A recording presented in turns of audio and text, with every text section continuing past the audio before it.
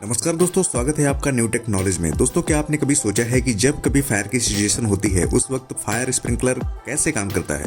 आज मैं आपको इस वीडियो में इससे रिलेटेड सारी इन्फॉर्मेशन देने वाला हूँ। जब कभी आग लगती है उस वक्त फायर स्प्रिंकलर सिस्टम, जो कि हाईली एक्टिवेटेड सिस्टम होता है, स्टार्ट हो जाता है। अगर आप फायर से होने वाले नुकसान के बारे में सोचें तो बिल्डिंग में होने वाले 96% फायर को फायर स्प्रिंकलर के द्वारा कंट्रोल किया जाता है।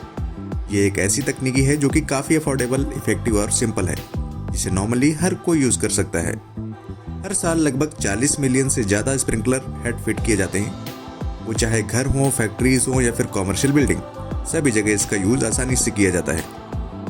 चलिए अब देखते हैं ये कैसे काम करता है। इसके लिए जो सबसे इम्पोर्टेंट कंपोनेंट है वो है वाटर सप्लाई सिस्टम और दूसरा है fire sprinkler head. Sprinkler head में एक ग्लास बल्ब लगा होता है, साथ ही इसमें एक प्लग होता है।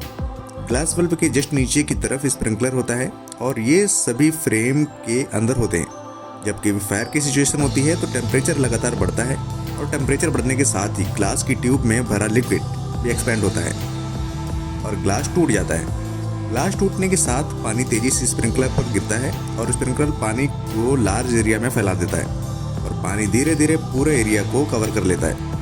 अब बात यह आती है कि ग्लास बल्ब होते हैं, उसमें अलग अलग टाइप के ग्लास बल्ब यूज़ किए जाते हैं और इनमें अलग अलग टाइप के लिक्विड भी भरी होती है। जैसे अगर मैं बात करूं 57 डिग्री सेल्सियस से लेके 135 डिग्री फ़ारेनहाइट, 68 डिग्री सेल्सियस से लेके 155 डिग्री फ़ारेनहाइट, 79 डिग्री सेल्सियस से लेके 175 डिग्री फ़ारेनहाइट, 93 डिग्री सेल्सियस से लेके 200 फ़ारेनहाइट, 141 डिग्री सेल्सियस से लेके 286 डिग्री फ़ारेनहाइट या 182 डिग्री सेल्सियस से लेके 360 डिग्री फ़ारेनहाइट, ये 227 डिग्री सेल्सियस या 440 डिग्री फ़ारेनहाइट।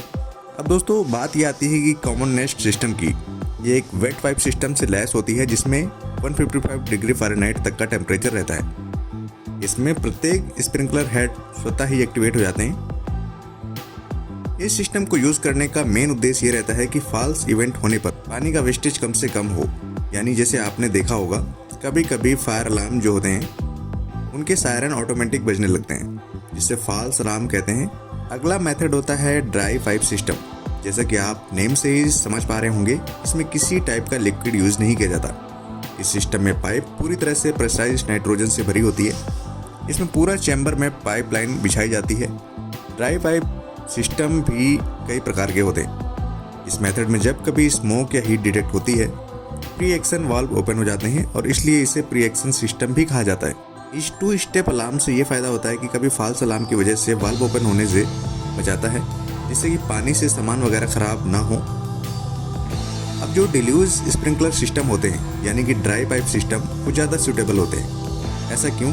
इसमें किसी भी तरह का हीट सेंसिंग एलिमेंट यूज़ नहीं किया जाता, फिर भी इसमें एक्सटर्नल स्मोक और हीट सेंसर एक्टिवेट हो जाते हैं। एक बार जब हीट डिटेक्ट हो जाती है, पाइप में पानी भरना शुरू हो जाता है और ये सभी स्प्रिंकलर हेड में पानी को रिलीज करता है और इसके साथ ही पूरे एरिया में एक बाढ़ जैसा माहौल क्रिएट हो जाता है। अब एक दूसरी तस्वीर में वाटर स्प्रिंकलर ना होने की दुष्परिणाम आप देख सकते हैं। अक्सर ये टेक्नोलॉजी इंडस्ट्रीज में यूज़ की जाती है, जिससे ज्वलनशील लिक्विड भरा होता है जो तेजी से फैल रही आग को कंट्रोल करता है। अब बात ये आती है कि एलिवेटर टेक्निकल रूम की क्या होता है ये और इसका यूज़ क्या होता है। इस सिस्टम में पाइप से युक्त पूरी प्रणाली होती है जिसके ऊपर ग्लास के बल्ब लगे होते हैं और हीट डिटेक्ट होते ही ग्लास टूट जाता है। यह एक pre action fire sprinkler system होता है। इसके काम करने का तरीका और सब टेक्नोलॉजी से थोड़ा सा अलग होता है।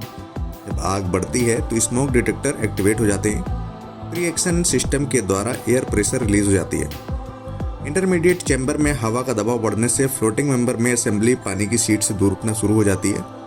हीट के कारण स्प्रिंकलर में भरा हुआ लिक्विड एक्सपेंड करना शुरू हो जाता है और इसमें लगा हुआ कांच टूट जाता है। वाटर के फ्लो की वजह से अलार्म प्रेशर वाटर और वाटर फ्लो अलार्म एक्टिवेट हो जाते हैं। जितने भी वाटर स्प्रिंकलर एक्टिवेट होते हैं सभी से पानी की बौछार होना शुरू हो जाती है और आग बुझाने में मदद मिलती है। तो दोस्तों, आई होप आपको काफ़ी ज़्यादा वीडियो देखकर समझ आया होगा कि ये कैसे काम करते हैं।